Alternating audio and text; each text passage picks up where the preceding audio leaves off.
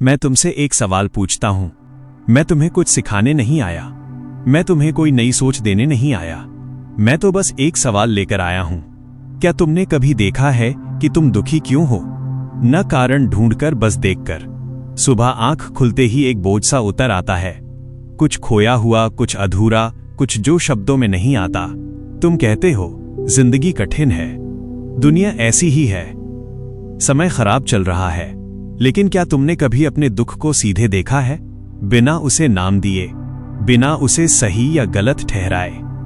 तुम डरते हो और फिर डर को ढक देते हो, धर्म से, ज्ञान से, काम से, मनोरंजन से।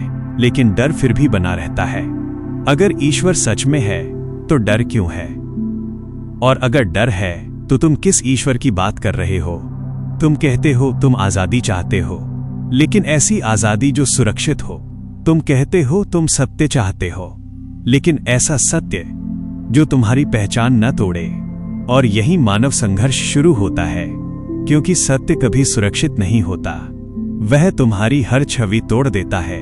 तुम्हें बचपन से सिखाया गया क्या सही है, क्या गलत है, क्या पवित्र है, क्या अपवित्र है। धीरे धीरे तुम एक व्यक्ति नहीं रहे, तुम एक कंडीशनिंग अनुकूलन बन गए। तुम्हारा नाम, तुम्हारा धर्म, तुम्हारा राष्ट्र, तुम्हारी विचारधारा, ये सब तुम्हारे ऊपर चिपकाए गए लेबल हैं। और फिर तुम पूछते हो मैं कौन हूं? लेकिन जो पूछ रहा है वो खुद उसी कंडीशनिंग का हिस्सा है। तो मैं पूछता हूं, क्या बिना किसी लेबल के खुद को देखना संभव है? तुम क्रोध करते हो, फिर क्रोध से शर्मिंदा होते हो, फिर क्रोध को दबाते हो, फिर किसी दिन वो हिंसा बन जाता है, और फिर तुम कहते हो मानव स्वभाव ही ऐसा है। नहीं, यह स्वभाव नहीं है, ये सीखा हुआ है। हमने तुलना करना सीखा है, हमने ईर्ष्या करना सीखा है, हमने डर के साथ जीना सीखा है। और जिसे हम सीखते हैं उसे हम अनजानपने में सत्य मान लेते हैं। तुम ध्यान की तलाश में हो, कोई मेथड चाहिए, कोई टेक्निक, कोई अभ्यास।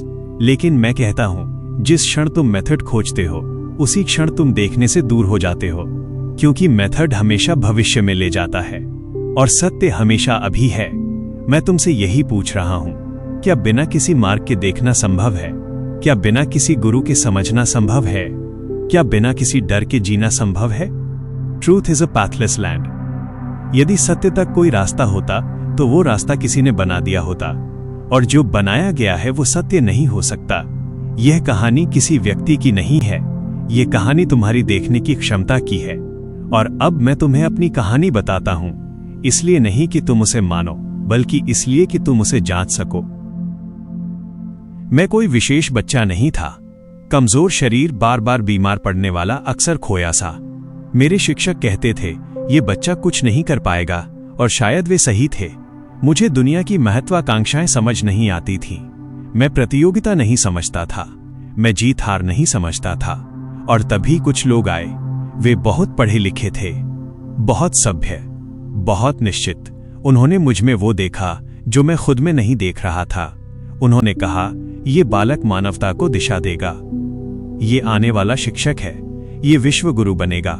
मैंने कुछ नहीं कहा, मैं समझ नहीं पाया कि वे क्या कह रहे हैं, लेकिन धीरे धीरे मुझे बताया जाने लगा कि मैं कौन हूं। और ये सबसे खतरनाक शिक्षा होती है, जब कोई और तुम्हें बताता है कि तुम कौन हो।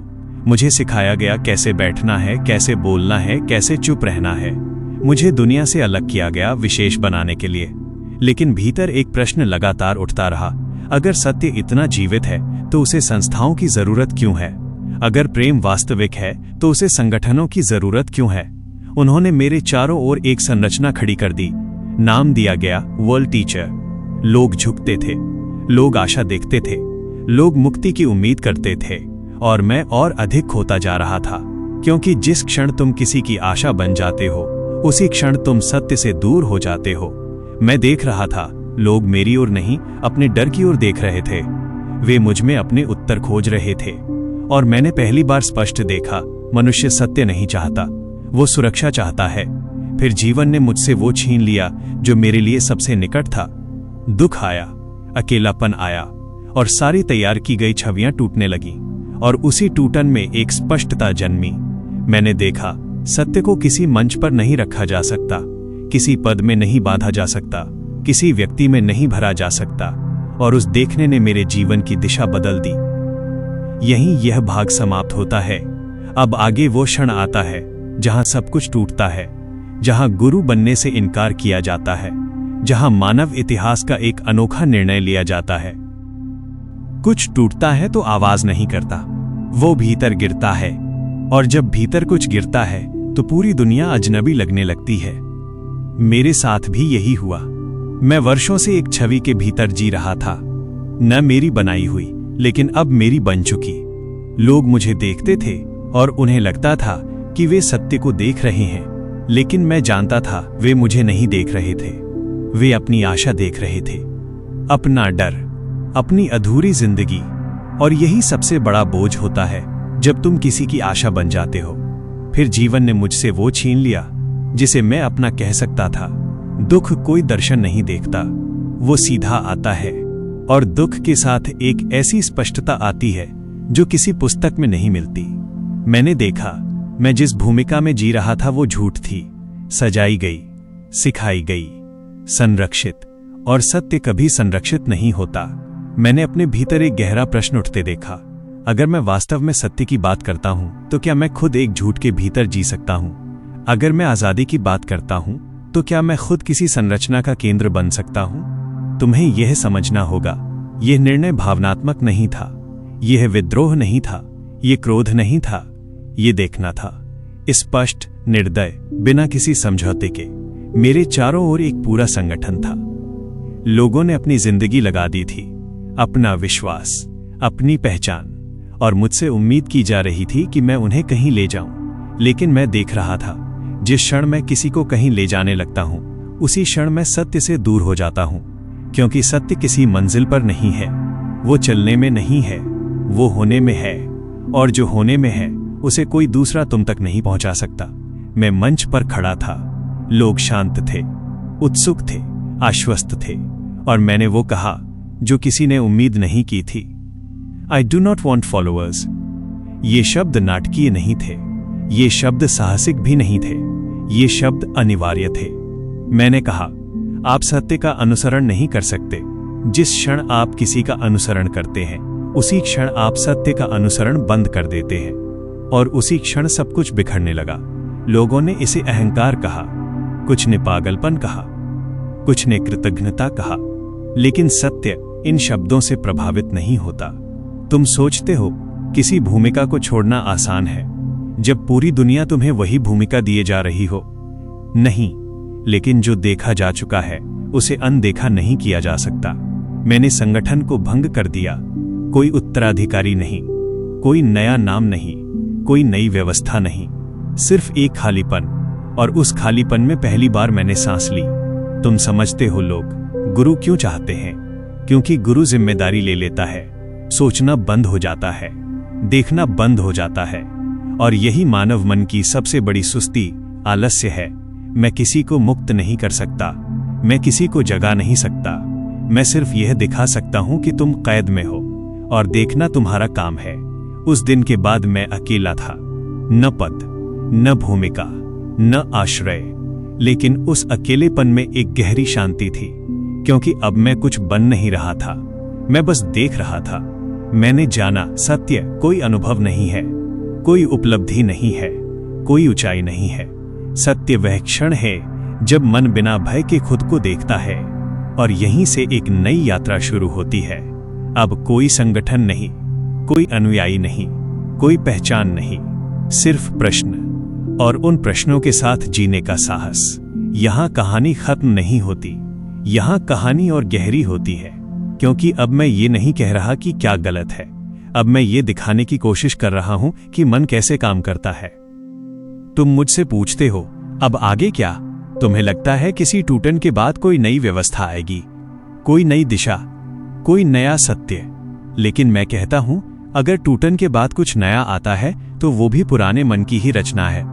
अब मैं तुम्हें कुछ देने नहीं जा रहा, अब मैं तुमसे छीनने भी नहीं जा रहा, अब मैं सिर्फ तुम्हें दिखाना चाहता हूं। तुम कहते हो मैं क्रोध को देख रहा हूं, लेकिन ध्यान से देखो, क्या वास्तव में तुम क्रोध को देख रहे हो या क्रोध ही देख रहा है? तुम सोचते हो कि देखने वाला अलग है और जो देखा जा रहा है वो अलग। यही भ्रम की जड़ है। The observer is the observed. यह कोई दर्शन नहीं है, यह कोई गूढ़ वाक्य नहीं है, ये एक सीधी सच्चाई है। जिस क्षण तुम कहते हो मैं क्रोधित हूं, उसी क्षण तुमने खुद को क्रोध से अलग कर लिया। लेकिन क्या तुम वास्तव में अलग हो? तुम्हारा क्रोध तुम्हारी स्मृति है, तुम्हारी स्मृति तुम्हारा अनुभव है, तुम्हारा अनुभव तुम्हारा मन है, और मन ही मैं बन जाता है। तो जब तुम क्रोध को देखते हो तो देखने वाला कौन है? जब ये साफ दिख जाता है तो संघर्ष खत्म हो जाता है, क्योंकि संघर्ष हमेशा दो के बीच होता है, और यहां दो हैं ही नहीं। अब डर को देखो। डर क्या है? डर भविष्य है, डर स्मृति है, डर समय है। तुम शेर से नहीं डरते, तुम शेर की कल्पना से डरते हो। तुम मृत्यु से नहीं डरते, तुम मृत्यु के विचार से डरते हो।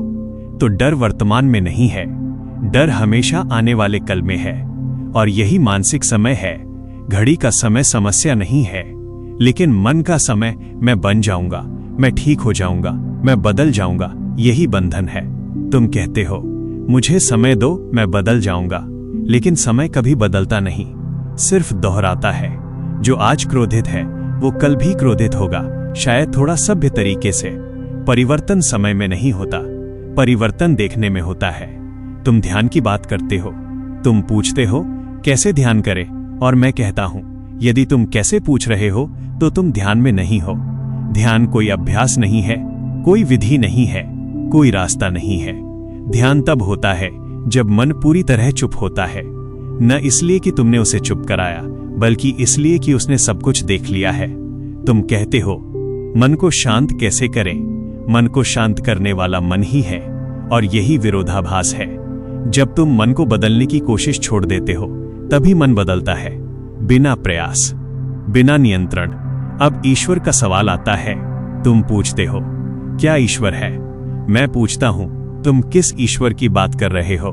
जो तुम्हारी स्मृति में है, जो किसी पुस्तक में है, जो किसी मूर्ति में है, तो वो ईश्वर तुम्हारा बनाया हुआ है, और जो बनाया गया है वो सत्य नहीं हो सकता।